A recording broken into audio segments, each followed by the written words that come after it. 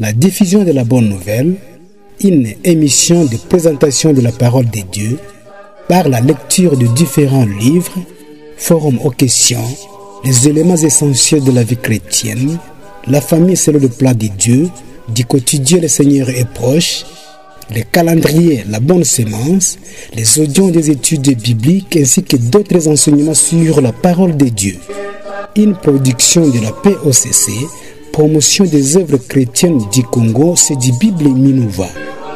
Contact plus 243 97 50 33 991. Email centre.diffusionbible@gmail.com.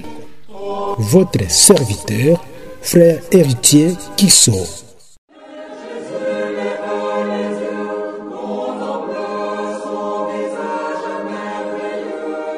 Le CDBIB Minova est situé à Minova, centre commercial, bâtiment underground, chez Herma Chirihambali, sur la route nationale numéro 2, vers Bukavu. Le CDBIB Minova collabore avec le CDBIB de Goma, Kichanga, Bunia, Tumambasa, Mayuano, Biakato, Beni et Butembo. Votre serviteur, frère Ladislas Ndakola.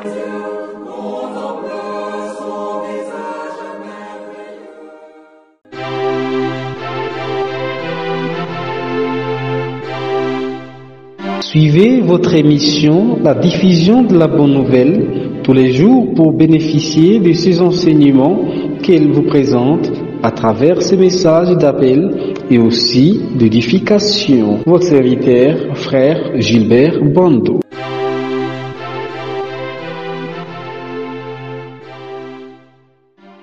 Et puis nous lisons, Dieu constate son amour à lui envers nous, en ce que, lorsque nous étions encore pécheurs, Christ est mort pour nous.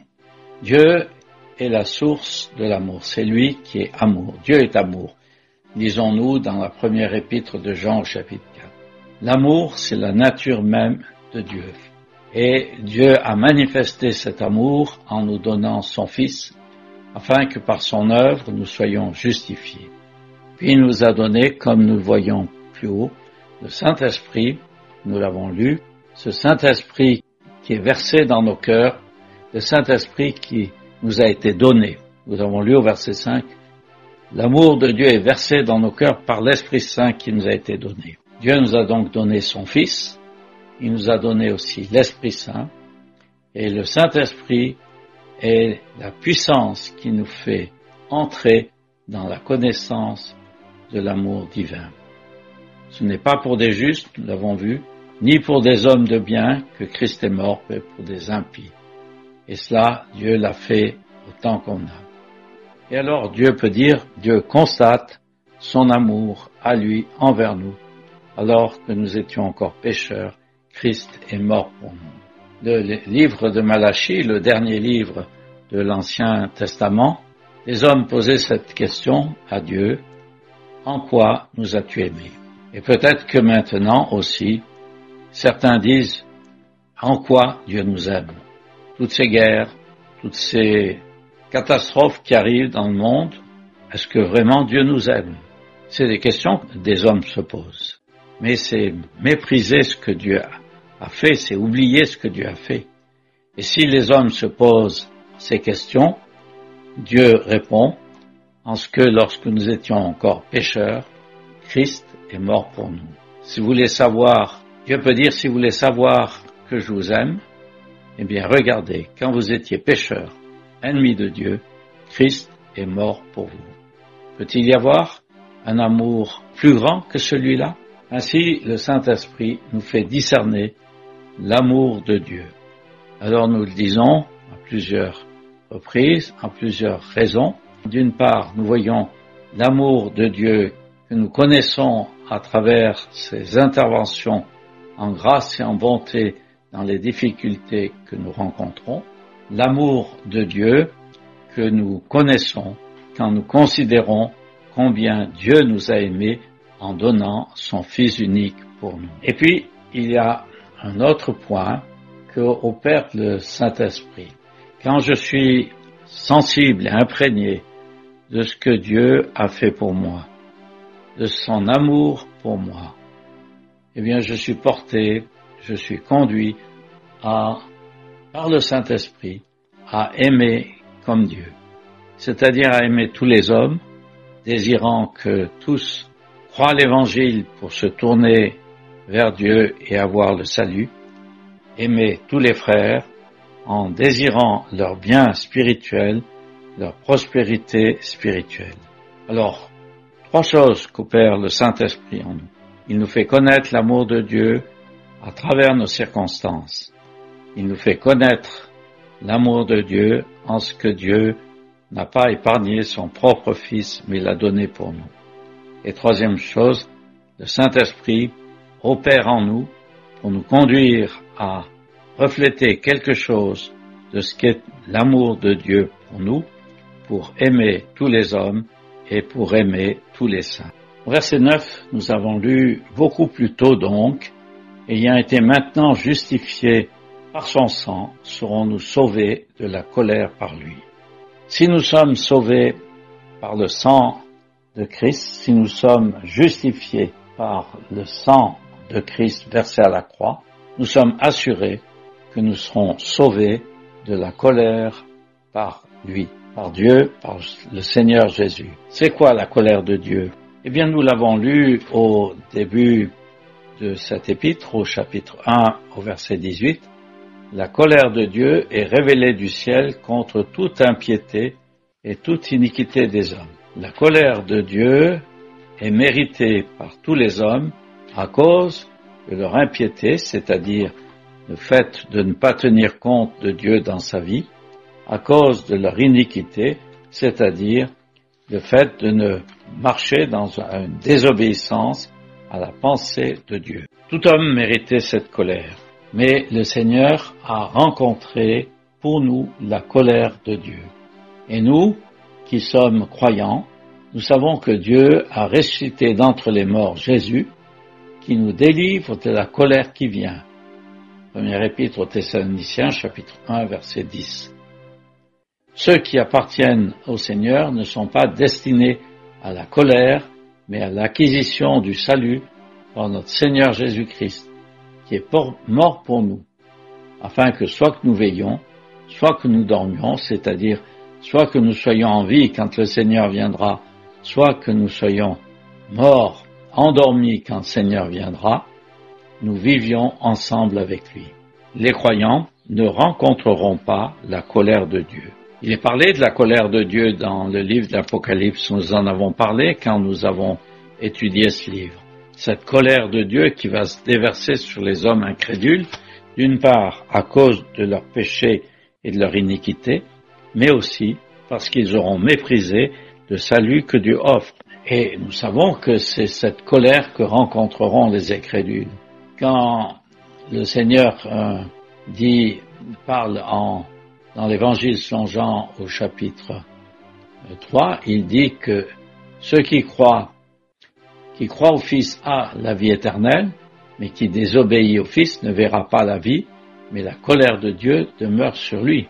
La colère n'atteindra pas les croyants, ils seront délivrés de la colère, ils seront introduits dans le ciel sans connaître de jugement, mais cette colère tombera sur les incrédules. Pourquoi? Parce qu'ils ont désobéi au Fils ou parce qu'ils n'ont pas cru au Fils de Dieu. Ainsi, nous sommes assurés que nous serons sauvés de la colère.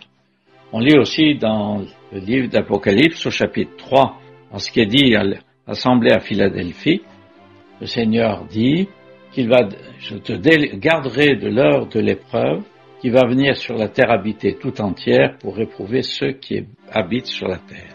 Les croyants ne rencontreront pas la colère de Dieu.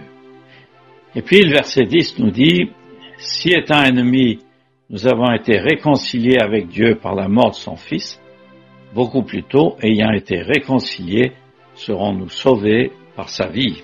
Nous avons été réconciliés avec Dieu par la mort de son Fils. Nous étions autrefois ennemis. Nous retrouvons cela dans l'Épître aux Colossiens, Nous étions autrefois étrangers et ennemis quant à notre entendement, dans les mauvaises œuvres, et maintenant il nous a réconciliés dans le corps de sa chair par la mort, dans le corps de la chair du Seigneur par la mort, et pour nous présenter saints et irréprochables et répréhensibles devant lui. Ce n'est pas Dieu qui était l'ennemi des hommes, c'est les hommes qui s'étaient constitués ennemis de Dieu. Dieu n'a jamais considéré les hommes comme ses ennemis, mais les hommes se sont constitués ennemis de Dieu par leur désobéissance et leur péché. Ceux qui refusent l'évangile, ils seront appelés ennemis, mais Dieu offre à tout homme actuellement la réconciliation. Et cette réconciliation, elle est obtenue par la mort de son Fils. Et si nous sommes réconciliés, il n'y a rien qui puisse séparer le croyant d'avec Dieu. Il a le privilège d'être enfant de Dieu. Nous avons cette certitude, nous l'avons déjà dit. Nous avons été réconciliés. Par la mort de Christ, nous serons sauvés par sa vie. Si le Seigneur est ressuscité et vivant à la droite de Dieu, ceux qu'il a réconciliés par sa mort sont aussi vivants devant Dieu et seront introduits dans la présence de Dieu. Nous avons donc cette pleine certitude quant à notre relation avec Dieu. Nous sommes justifiés, nous avons la paix avec Dieu, nous sommes dans la faveur de Dieu, nous connaissons par le Saint-Esprit l'amour de Dieu, nous avons une espérance, l'espérance de la gloire de Dieu, nous sommes assurés que nous ne rencontrerons pas la colère, que nous avons été réconciliés et que nous serons sauvés par la vie de Christ. Nous lisons maintenant le verset 11. Et non seulement cela, mais aussi nous glorifions Dieu par notre Seigneur Jésus-Christ, par lequel nous avons maintenant reçu la réconciliation. C'est la troisième fois que nous rencontrons cette expression « nous nous glorifions ». Au verset 2, nous nous glorifions dans l'espérance de la gloire de Dieu. C'est pour notre avenir. Au verset 3, nous glorifions dans les tribulations, et ce que les tribulations produisent, c'est pour le temps présent. Et nous avons vu que pour le temps présent, nous avons une pleine certitude. Quant à l'avenir, nous ne connaîtrons pas la colère, nous sommes réconciliés avec Dieu. Maintenant, nous nous glorifions en Dieu, par notre Seigneur Jésus-Christ. C'est Dieu qui opère toutes choses en notre faveur. Et tout est de Dieu dans cet épître. Nous avons vu que l'évangile qui est présenté, c'est l'évangile de Dieu. C'est la première chose qui est donnée au chapitre 1. L'apôtre dit « mis à part pour l'évangile de Dieu », la bonne nouvelle que Dieu fait annoncer aux hommes. Et cet évangile a été apporté par Christ, qui est déterminé Fils de Dieu en puissance par la résurrection des morts. La puissance de Dieu a été manifestée dans la résurrection de Christ et le Seigneur a été déterminé ainsi Fils de Dieu. Et si une telle puissance a été manifestée par la résurrection de Christ, l'Évangile est la puissance de Dieu en salut à quiconque croit. Cette puissance de Dieu qui a ressuscité Christ est la même puissance qui sauve celui qui croit. Et puis dans cet épître, la justice de Dieu est révélée. Chapitre 1, verset 17. Et s'il y a une justice, c'est la justice de Dieu, non pas la justice des hommes. Et puis, elle a été manifestée, c'est-à-dire elle a été donnée à connaître. Et cette justice manifestée, donnée à connaître, est offerte à la foi. Elle est donnée gratuitement par la grâce. Et c'est une justice que nous devons saisir parce que la colère de Dieu est aussi révélée du ciel, comme nous l'avons vu au chapitre 1. C'est au verset 18. Et puis il y a des promesses pour la foi. Ce sont les promesses de Dieu. Ces promesses dont s'était emparé Abraham. Et nous avons promesse, l'espérance de la gloire de Dieu. La gloire dans laquelle nous allons être introduits est la gloire de Dieu et nous avons l'espérance de la gloire de Dieu. Et puis nous avons reçu l'Esprit Saint par lequel nous connaissons l'amour de Dieu. L'amour de Dieu est versé dans nos cœurs. Ainsi, si tout est de Dieu, nous nous glorifions en Dieu. Qui est-ce que nous mettons en avant pour ainsi parler? Quand nous considérons la part qui est la nôtre, c'est Dieu, ce qu'il a fait, ce qu'il est, ce qu'il a fait en notre faveur et l'espérance qu'il place devant nous. Aussi, l'apôtre dit, nous nous glorifions en Dieu par notre Seigneur Jésus-Christ. Et c'est toujours par notre Seigneur Jésus-Christ. C'est par lui que nous avons été réconciliés. Dans son livre, Job pouvait dire qu'il n'y a-t-il un arbitre entre l'homme et Dieu qui mette sa main sur nous deux. Cet arbitre, ce médiateur, cet intermédiaire, c'est le Seigneur Jésus. C'est lui qui est l'homme parfait et qui peut ainsi comprendre ce qu'est l'homme. C'est aussi lui qui est Dieu et qui sait ce que sont les exigences de Dieu et répond à ce que sont les exigences de Dieu en notre faveur. Il n'y a qu'un seul médiateur entre Dieu et les hommes. C'est l'homme Christ Jésus. C'est ce que nous lisons dans la première épître à Timothée au chapitre 2 et au verset 5. Ainsi, nous pouvons nous glorifier en Dieu. Nous avons tout en Dieu. C'est une assurance, une part précieuse pour tous les croyants. À partir du verset 12 de ce chapitre, se commence une autre division de l'épître aux Romains. Nous avons vu dans les chapitres qui précèdent que tout homme est pécheur parce qu'il a commis des péchés contre Dieu. Et s'il est pécheur, Dieu offre à tout homme une justice qui est par la foi, par la rédemption qui est dans le Christ Jésus, par la foi en son sang. C'est la justice de Dieu. Une justice qui n'est pas acquise sur le principe des œuvres, mais uniquement par la foi. Et pour celui qui a été justifié, il y a une espérance glorieuse, celle d'être introduit dans la gloire de Dieu, dans ce lieu de repos dans lequel bientôt nous allons être introduits. Et pour le temps présent, nous éprouvons ce que Dieu est pour nous dans ses soins à notre égard et dans la connaissance plus profonde de son amour pour nous manifesté dans le don du Seigneur Jésus. Tout est de Dieu. Dans les chapitres suivants, à partir du verset 12 du chapitre 5, nous allons voir non pas la question de nos péchés, des actes mauvais que nous avons commis, mais la question du péché, c'est-à-dire de cette nature qui est dans le cœur de tout homme, qui le pousse à faire le mal. Et nous allons voir comment Dieu nous délivre de cet esclavage du péché, nous donne des ressources pour ne pas marcher dans le péché, mais pour marcher à la gloire de Dieu. Nous allons donc nous arrêter là pour ce soir.